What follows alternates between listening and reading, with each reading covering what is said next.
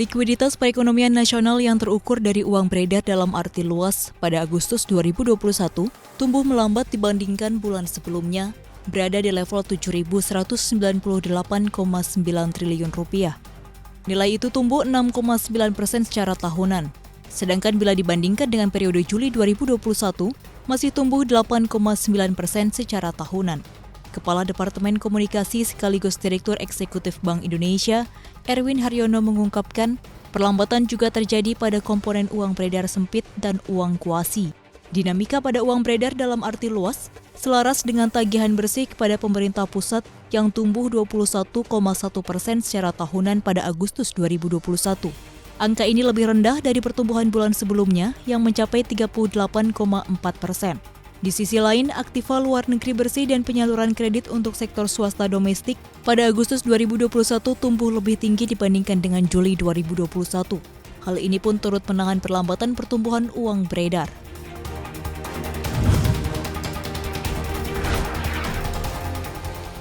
Lantaran butuh nafas tambahan, 8 badan usaha milik negara akhirnya mendapat restu penyertaan modal negara PMN 2021 sebesar 52,03 triliun rupiah.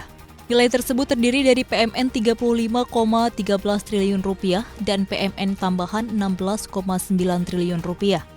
Menteri BUMN Erick Thohir mengatakan, PMN ini akan diberikan kepada perusahaan-perusahaan plat merah. Mayoritas untuk melaksanakan penugasan dari pemerintah seperti pembangunan tol hingga pendistribusian listrik ke desa-desa. Dari kucuran PMN itu, PT Bahana Pembinaan Usaha Indonesia atau Indonesia Financial Group mendapat porsi paling besar 20 triliun rupiah. Dana ini untuk amunisi restrukturisasi polis nasabah asuransi Jiwasraya. Selanjutnya ada Hutama Karya dengan PMN 6,2 triliun rupiah untuk pembangunan jalan tol Trans Sumatera. Berikutnya Pelindo 3, 1,2 triliun rupiah untuk pembangunan pelabuhan Benoa di Bali dan mendorong Bali Maritime Tourism Hub. Berikutnya ada pengembangan pariwisata Indonesia atau Indonesia Tourism Development Corporation dengan PMN 470 miliar rupiah dan kawasan industri Wijaya Kusuma sebesar 977 miliar rupiah. Selain itu ada PAL Indonesia dengan dana 1,26 triliun rupiah, perusahaan listrik negara sebesar 5 triliun rupiah, sedangkan PMN tambahan akan diberikan kepada Hutama Karya 9 triliun rupiah dan Waskita Karya 7,9 triliun rupiah.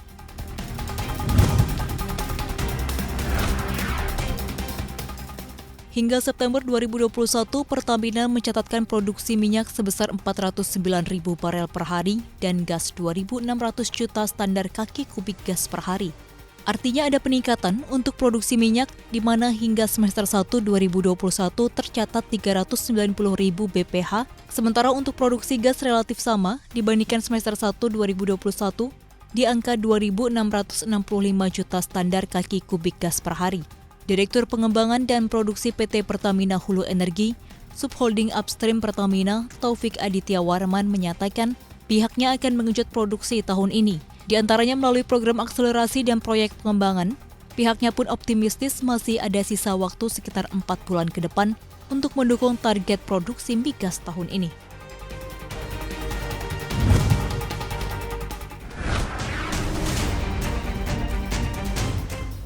Lagi dan lagi, Asian Development Bank (ADB) memangkas perkiraan pertumbuhan ekonomi di Asia.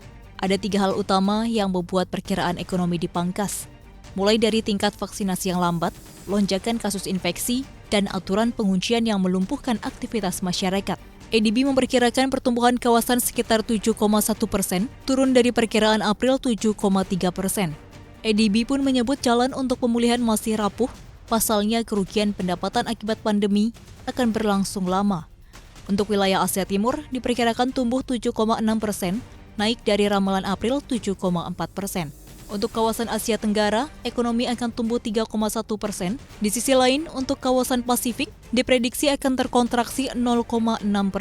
Sementara untuk Indonesia sendiri, ADB memperkirakan akan mencapai pertumbuhan ekonomi 3,5% pada 2021 dan 4,8% pada 2022. ADB menambahkan tingkat vaksinasi tidak merata di seluruh wilayah Asia. Kurang dari sepertiga populasi sepenuhnya terlindungi dari COVID-19 pada akhir Agustus. Dibandingkan dengan wilayah lain, lebih dari 50% cakupan vaksinasi di Amerika Serikat dan hampir 60% di Uni Eropa.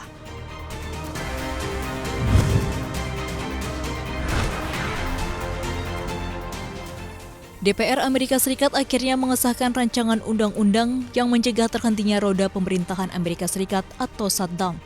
Bukan hanya itu, RUU ini juga menangguhkan batas utang sehingga menghindari risiko default. Dalam pemungutan suara yang digelar di DPR Amerika Serikat, Partai Demokrat berhasil memenangkan pemilihan suara 220 melawan 212 suara Republikan. Namun kemungkinan RUU ini dihadang di Senat yang mayoritas dikuasai oleh Partai Republik. Jika ini terjadi, maka Presiden Joe Biden dan koleganya di Partai Demokrat harus memikirkan cara agar pemerintahan Amerika Serikat tidak mengalami gagal bayar untuk pertama kalinya dalam sejarah dan juga shutdown 30 September mendatang.